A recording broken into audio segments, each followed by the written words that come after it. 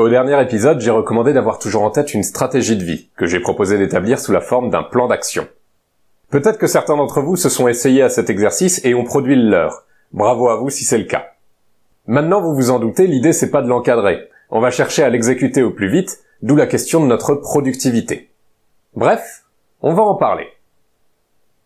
Précédemment dans Théorie du bonheur.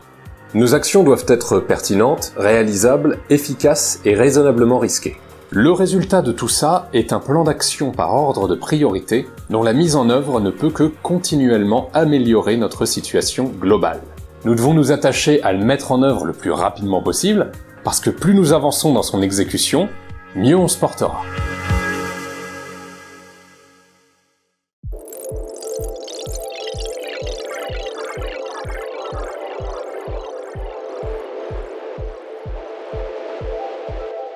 On s'intéresse à ce qui peut influencer notre productivité, en bien ou en mal, pour en déduire des moyens de l'optimiser. Alors, quelques précisions avant de commencer. D'abord, je ne parle ici que de productivité individuelle. On parlera de dynamique de groupe plus tard, au fur et à mesure des prochains chapitres. Ensuite, on ne réagit pas tous pareil aux facteurs de productivité que je vais présenter. C'est pourquoi je les aborde avec une approche générale, mais que chacun peut adapter à son fonctionnement propre. Et enfin, je prétends pas être exhaustif. Je vous encourage d'ailleurs à formuler d'autres vecteurs de productivité dans la section commentaires, si vous en voyez dont je ne parle pas au cours de cet épisode. La raison d'être des chaînes de commandement, que ce soit à l'armée, en entreprise ou ailleurs, réside en partie dans leur efficacité. Lorsqu'un décideur commande à un exécutant, et que celui-ci obéit, cela permet à l'exécutant de se focaliser uniquement sur la tâche à accomplir. Il n'est pas parasité par un quelconque doute à propos du bien fondé de sa tâche. Ce doute a déjà été pris en charge et résolu par le décideur. On peut adapter ce schéma pour nous-mêmes en nous efforçant d'être par moment décideur et par moment exécutant, et en évitant d'être les deux à la fois. Si on passe notre vie à décider sans jamais agir, on ne progresse pas. Si on passe notre vie à agir, c'est ce qu'on appelle la tête dans le guidon. On perd de vue le sens de ce que nous faisons, et on finit par accidentellement œuvrer contre nos intérêts. Si on fait les deux à la fois au même moment, d'une part, notre action est parasitée par le doute non résolu, ce qui affecte notre confiance en nous et augmente le risque d'échec. D'autre part, nous manquons de recul dans nos prises de décision. Il faut donc réserver certains moments à la décision, et certains moments à la mise en œuvre de ce qu'on a décidé. Idéalement, dans une chaîne de commandement, le décideur est le mieux placé pour décider. Il y est formé, dispose des informations pertinentes, et a le recul nécessaire. De même, l'exécutant est le mieux placé pour agir. Il y est entraîné, dispose des ressources nécessaires et est en capacité d'intervenir. Dans notre cas, le décideur et l'exécutant sont évidemment une seule et même personne, à savoir nous-mêmes, mais pas au même moment. Certains moments sont plus propices à la décision, lorsqu'on a du recul, notre objectivité, un environnement qui favorise notre réflexion, etc. D'autres sont davantage propices à l'action, quand on est en forme, motivé et en possibilité d'agir. Il vaut donc mieux choisir, si possible, les moments où nous décidons et les moments où nous agissons, en fonction des circonstances, selon ce qu'elles favorisent. On m'a proposé une métaphore que j'aime bien pour illustrer la séparation entre décision et action, qui est celle de l'hélicoptère. En vol stationnaire dans votre hélicoptère, vous avez une vue d'ensemble du terrain et pouvez identifier calmement les endroits où votre action est nécessaire. Lorsque vous l'avez décidé, vous pouvez vous poser à un de ces endroits et y agir. Puis vous remontez dans votre hélicoptère et reprenez de la hauteur pour identifier le prochain point où votre action est nécessaire, et ainsi de suite, on répète l'opération. Voilà donc en résumé, il faut nous exercer à faire l'hélicoptère. Et celui qui a rigolé dans le fond, il sort. Tu te fous de ma gueule, tu me prends pour un comique, mon gars? Non, monsieur. Vous est-il déjà arrivé de rester bloqué pendant plusieurs minutes en vous demandant comment vous alliez vous habiller pour la journée? Il existe un point commun célèbre entre Barack Obama, Mark Zuckerberg et Steve Jobs, qui est celui d'avoir presque toujours porté la même tenue. Ils s'épargnent ainsi une prise de décision quotidienne. Or, chaque décision que nous prenons représente une dépense d'énergie, et même une forme de stress. En arrêtant à l'avance au sein d'une routine préétablie des décisions récurrentes comme notre tenue, notre alimentation ou notre séquence d'action au réveil, nous pouvons économiser cette énergie et la réallouer à des tâches plus productives. Alors oui, je sais qu'en disant ça, beaucoup de gens vont réagir en disant que la routine c'est pénible. Et je répondrai que justement, ce qui la rend pénible, c'est d'y passer du temps, au lieu de chercher à l'évacuer le plus vite possible en l'automatisant, pour pouvoir se consacrer à des sujets plus intéressants. Notre cerveau lui-même fonctionne de cette manière, au travers de la neuroplasticité. À force de répéter plusieurs fois les mêmes opérations, le cerveau construit des raccourcis sous forme de connexions neuronales qui lui permettent de les exécuter plus rapidement et au prix de moins d'énergie. C'est de ce mécanisme que dépend notre apprentissage. À force de nous répéter nos tables de multiplication, notre cerveau a mis en place des raccourcis tels que nous n'avons plus besoin de réfléchir pour sortir que 9 x 5 font 45. C'est aussi en partie la source de notre biais de confirmation que j'évoquais à l'épisode 5. Désapprendre un truc pour en apprendre un nouveau demande plus d'énergie que de simplement utiliser les raccourcis existants. Et c'est pour ça que les gens sont plutôt réticents à le faire. Petite parenthèse, si le fonctionnement du cerveau vous intéresse, et ça devrait parce que c'est passionnant, je vous renvoie à une de mes vidéos préférées d'Y penser, qui parle entre autres de la neuroplasticité et de tout un tas d'autres trucs dont notre cerveau est capable. Nos actions consomment moins d'énergie lorsqu'on est motivé à l'idée de les faire, et on les accomplit naturellement plus vite que si ces mêmes actions nous gonflent. Si on connaît les causes de notre motivation et les causes de notre découragement, on peut consciemment rechercher les premières et éviter les secondes. Il nous faut donc les étudier. Ce point étant assez subjectif, on peut en adopter une approche un peu empirique. C'est-à-dire qu'on va essayer de remarquer les moments où on est motivé et les moments où on ne l'est pas, et se demander pourquoi. Et bien sûr, ça marche aussi rétrospectivement, en étudiant des situations passées. Je sais par exemple que je suis plus motivé à travailler lorsque mon espace de travail est bien rangé. Je le garde toujours propre et je range avant de me mettre à travailler. Mais ça c'est moi, il y en a qui au contraire sont plus créatifs dans un environnement plus chaotique, d'autres qui s'en foutent, il faut trouver ce qui marche pour vous. La musique aussi peut nous motiver dans l'exécution de certaines tâches. Celle que vous entendez en ce moment et qui habille tous mes épisodes, je l'ai choisie justement parce que c'est une musique qui m'aide à me concentrer, et il m'est arrivé de me la passer en boucle alors que je travaillais. Vous pouvez d'ailleurs la retrouver sur SoundCloud si vous l'aimez bien, je vous ai mis le lien en description. La motivation, c'est comme l'émotion, on ne la contrôle pas directement. Donc même en se mettant dans les meilleures conditions, il peut arriver qu'on se retrouve un jour à plat. Elle peut même s'avérer très éphémère. On peut être un soir hyper motivé à l'idée d'apprendre une nouvelle langue, et dès le lendemain au réveil, perdre tout entrain. Du coup, il vaut mieux nous lancer dans les actions qui nous motivent lorsqu'elles nous motivent, à condition toujours de bien les avoir jugées pertinentes, faisables, efficaces et raisonnablement risquées. Le retour sur l'effort qu'il nous semble investir dans ces actions est très avantageux. Il faut profiter de notre enthousiasme pour être productif avant qu'il ne disparaisse. Notre fatigue est un vecteur évident de démotivation, en plus de nous ralentir et de nous pousser à l'erreur.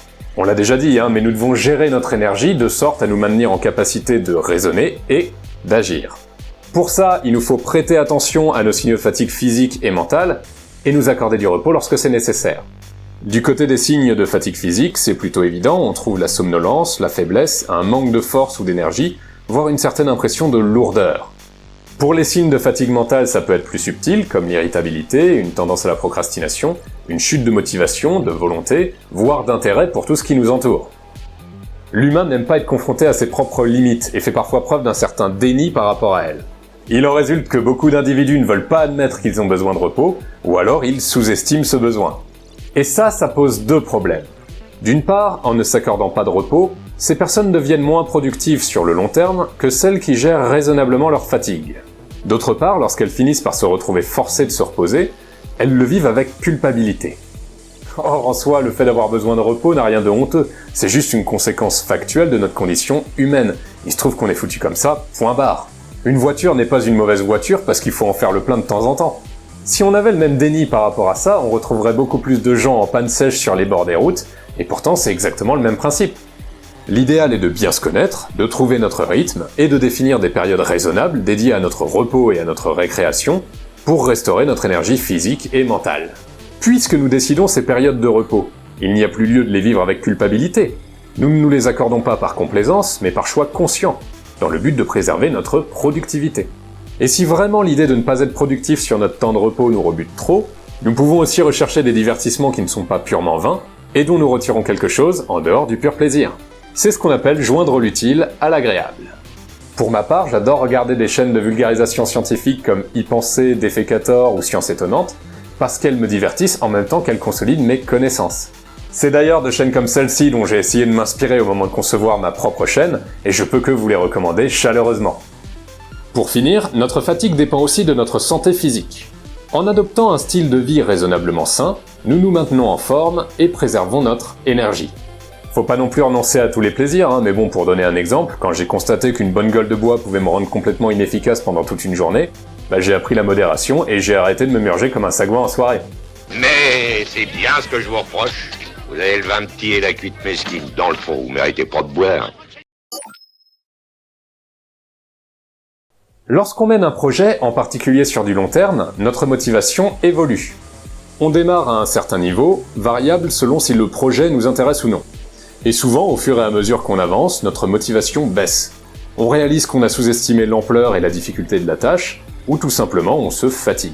Après un temps, si nous poursuivons nos efforts et que nous les voyons porter leurs fruits, notre motivation va progressivement remonter. S'il n'y a pas d'autre imprévu majeur, notre enthousiasme va se consolider au fur et à mesure qu'on voit approcher le bout du tunnel, jusqu'à l'accomplissement du travail. Cette variation en V de notre motivation est ce qu'on appelle la vallée de la mort. Parce que le moment où on est dans le creux est celui où on risque le plus d'abandonner faute de motivation. C'est ça dont souffrent ceux qui se lancent dans 1000 projets et qui n'en terminent jamais aucun. Et le problème de ça, c'est que ça les condamne à l'immobilisme. Alors il y a plusieurs moyens de nous prémunir de ce phénomène. Déjà, être aussi réaliste et rigoureux que possible dans l'estimation de l'effort nécessaire aux projets dans lesquels nous nous lançons. Si par exemple vous vous lancez dans l'écriture d'un livre en vous disant que ça va vous prendre une grosse semaine à tout casser, vous vous exposez à une sacrée déconvenue. Aussi, il faut bien se dire que quoi qu'il arrive, on ne peut pas tout avoir prévu dans notre estimation de l'effort nécessaire. On découvre forcément des tâches supplémentaires à accomplir. Tous ceux qui ont déjà lancé une entreprise et découvert pour la première fois la débauche complètement stupide d'administratif que ça représente, voient très bien de quoi je parle. Lorsqu'on traite les imprévus, on peut avoir l'impression de perdre du temps et de ne pas avancer.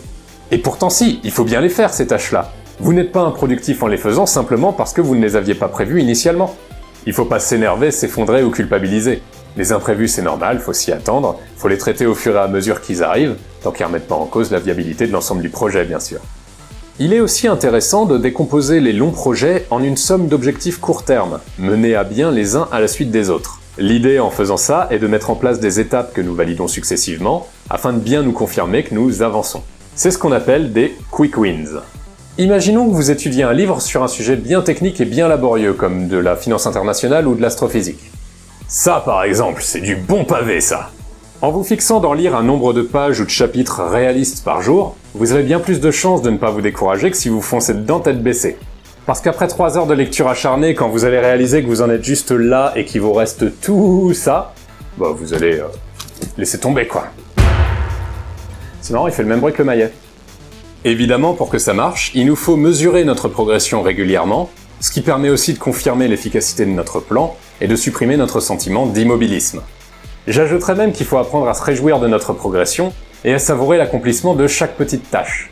Il faut prendre plaisir à rayer un point de sa to-do list avant de passer à la suivante. Il y a de la satisfaction et de l'enthousiasme à retirer de tâches aussi anodines que le fait de se laver et de faire son lit tous les matins. Enfin, un dernier moyen de vaincre la vallée de la mort consiste tout simplement à être conscient de son effet sur nous pour pouvoir y résister, de la même manière que pour nos autres biais subjectifs d'ailleurs. Voilà qui conclut cette liste, non exhaustive je le rappelle, de facteurs de productivité. Et vous savez quoi, voilà qui conclut également notre chapitre sur l'action, qui au final ne nous aura pris que 3 épisodes. Alors comme je le disais, jusque-là on ne s'est intéressé qu'à notre action individuelle, sans tenir compte de celle des voisins. On va sortir de notre bulle et s'intéresser un peu aux autres au cours de notre prochain chapitre, dédié à la communication. Et ça bien sûr, ce sera au prochain épisode. Et de 10 épisodes terminés, c'est énorme! C'est puissant! Merci à toutes et à tous de continuer à me suivre et à me soutenir au cours de cette aventure. En ce qui me concerne, vous êtes mon vecteur de motivation. J'espère que ces discussions vous intéressent et vous plaisent toujours, en tout cas j'y apporte toujours le même soin, de sorte à ne pas en dégrader la qualité au fur et à mesure des épisodes.